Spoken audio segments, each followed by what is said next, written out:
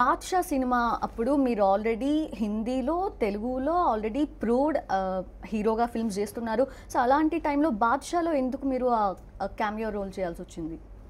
Friends అడిగారు చేశాను అంతే కదా. ఎవరు ఇంత అడిగారు ఇంత పర్సనల్లీ? ఆలోచించి నేను అలా మీరు అంటే 15 ఇయర్స్ తర్వాత ప్రతిసారి కూడా ఎందుకండి అది చేయాల్సిన అవసరం వచ్చింది? అది నా టోన్ ఏంటండి కాదు. అది నా టోన్ ఎన్టీఆర్ కాదు. సినిమాలో ఒక ఫ్రెండ్ అడిగి 5 మినిట్స్ వచ్చి యాక్ట్ చేయరా అంటే వెళ్ళి అడిగి చేశా. చాలా ఎంజాయ్ చేసి చేసాం.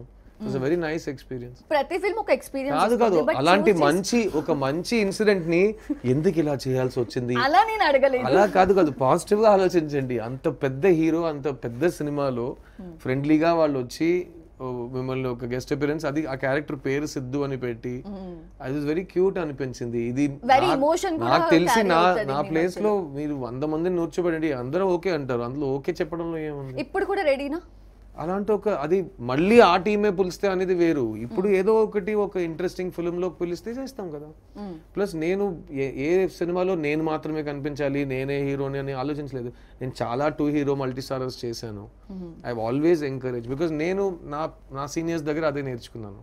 ఓకే. నాకు ఆమీర్ ఖాన్ గారు రంగ్ దే బసంతి లాంటి సినిమాలో రంగ్ దే బసంతి. పక్కన నన్ను ఒక ఛాన్స్ ఇవ్వడం వాజ్ ఆ ప్లేస్ లో ఎవరైనా ఉంటే చేసేవారు ఉండదు. సో ఫర్ మీ వెన్ ఇప్పుడు నాకు ఆమీర్ ఖాన్ గారు అప్పుడు ఆమీర్ ఖాన్ సార్ ఏజ్ ఇప్పుడు నాకు. సో నేను ఒక సినిమాలో జిల్ జంగ్ జక్ అనే సినిమాలో 3 హీరోస్ ఉంటారు.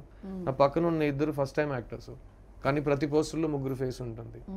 జిగర్ దండ అనే సినిమాలో నా పక్కన విలన్ చేసినారు యంగ్ ఆర్టిస్ట్, అతను నేషనల్ అవార్డు గెలిచాడు. ప్రతి పోస్టర్లో 2 ఉంటాం. సో నాకు అలాంటిది ఫస్ట్ నుంచి ఏం లేదు. ఓకే. సో యాక్టర్ ప్రొడ్యూసర్గా ఉన్న మిమ్మల్ని అడిగే క్వశ్చన్ ఇది. నేను ఇంతకు ముందు ఎలా అంటే ప్రతి సినిమా థియేటర్కి వెళ్ళి చూసేవాళ్ళం.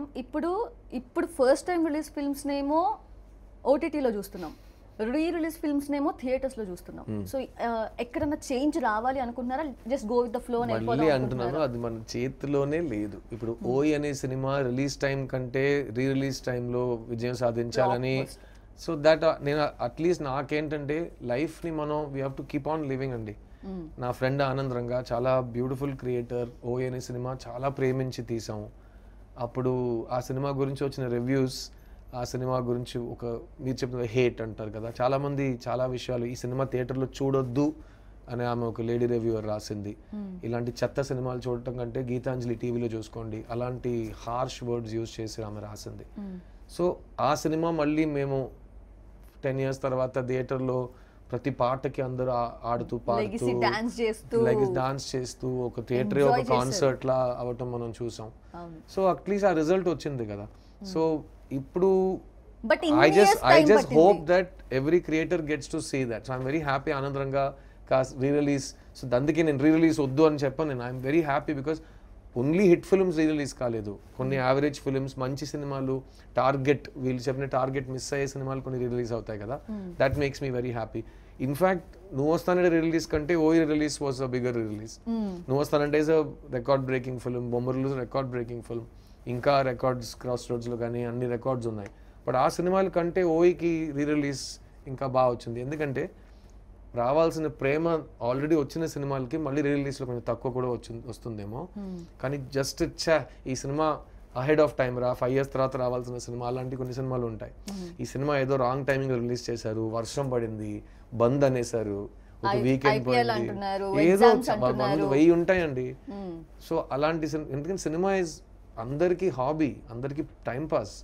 నాకు నాలా సినిమాలు పనిచేసిన వాళ్ళకి అది లైఫ్, జీవితం, ఉద్యోగం ఏదైనా మీరు చెప్పుకోవచ్చు.